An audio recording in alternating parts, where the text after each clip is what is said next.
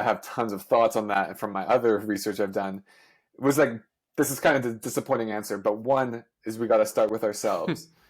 Because teenage boys, I guess this actually was from my research, is that teenage boys cared very little about what they were taught and told about masculinity or emotions. They cared what they were shown and what they observed the people, the adults in their lives, actually their relationships with emotions and masculinity and things like that. So all of us, I think, male role models, adult males in their lives have maybe more of an onus, but it's not limited to just adult males, is that we need to work on ourselves. We need to reassess some things that we grew up learning and unlearn them, but also help have more intentional demonstrations with the teenage boys, with the younger boys in our lives. And so that's like a starting place, which I know is, I always feel like it's kind of disappointing. Like, you got to start with yourself first, which I do think, though, is very true. Well, just stop a second. I don't think it's disappointing. I think it's one of those things, like, it's simple, but it's not easy. It's like saying the whole, like, if you want to lose weight, eat less and move more. Okay, that could be the answer, but it's not easy. It's like, well, why do you eat more? Why can't I move more? Like, there's so much that goes into that simplicity, because from, if I'm understanding you correctly, it's that if we don't love ourselves enough, then we can't love the men and boys around us enough, or people in general enough. And then they see that we can't do that. They think that that's how they have to be, and it becomes this brutal cycle that continues. Is that about right? Yeah, it definitely can. And I think what continues the cycle more than anything is the lack of intentionality about these topics. Like, for instance, I'm not sure if you saw one of the posts I did about people tend to think that boys are easier to raise than girls, especially during the teenage years, because they are seen as less emotional. And my research totally contradicts that. That the most emotionally restricted teenage boys I talked to were very emotionally aware. They opened up tons to me. Arguably, they opened up more to me than the most emotionally expressive, probably because they didn't have as many people in their lives, or they didn't think they had as many people in their lives to talk to.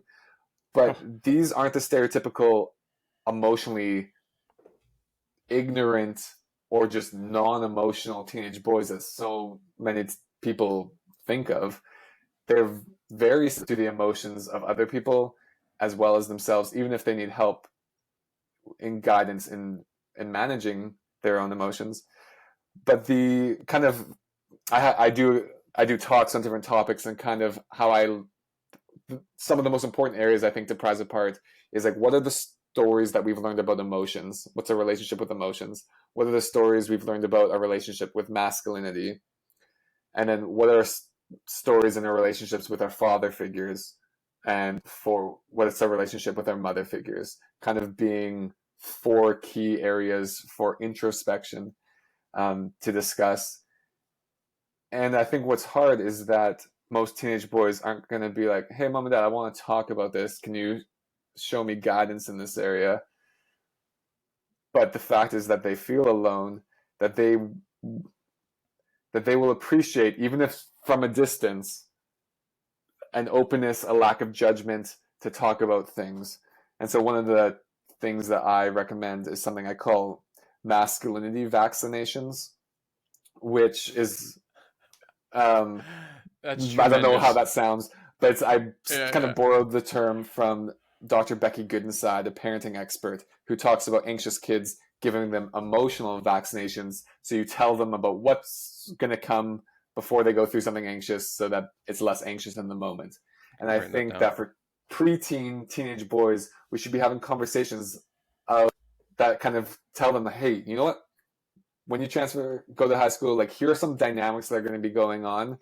You're probably going to feel the need to kind of restrict who you are, especially at school amongst friends. There's going to be a lot of social posturing of who's the most cool.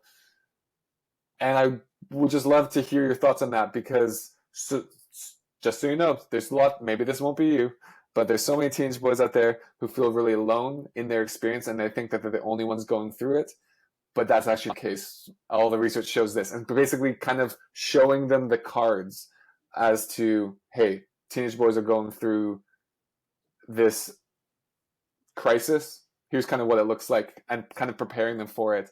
And I would say, like, if I could choose, if I could wave my wand and have like, well, no, I think I would choose different wishes. But one of the wishes I would choose is that for every person to have like one close friend that they can have as an emotional safe haven, that they can talk about the things they need to talk without judgment and with like full safety.